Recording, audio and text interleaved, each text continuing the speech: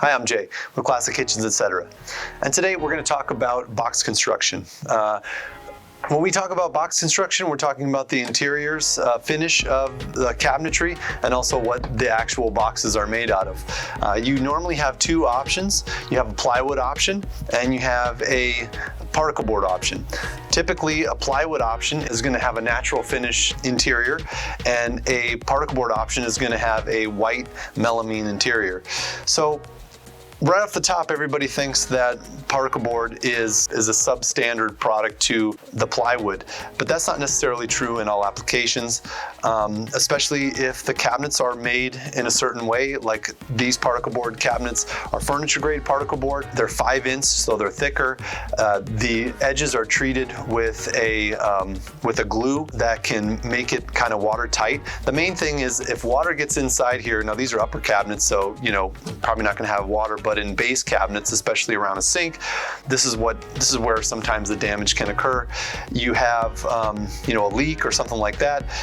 Melamine is waterproof, it's plastic, so if you have a small leak and it stays on the melamine, it's going to be in pretty good shape for a long time.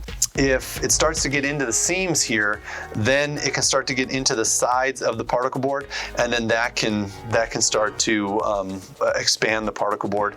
Plywood also, when it's wet, can warp. With small leaks, because you have wood on the bottom, you'll sometimes have an area that gets like a hump because of the water.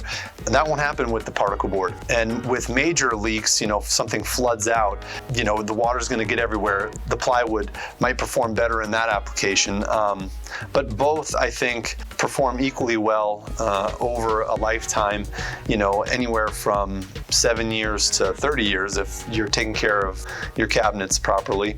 And as long as you look underneath your sinks from time to time to make sure that you haven't developed any leaks, I think both perform good over the long term. It used to be that particle board, especially if they're made with cheaper particle board, will fall apart, especially if it's the type of cabinets that are put together with the little latch screws that you have a male end and it hooks on to the other side.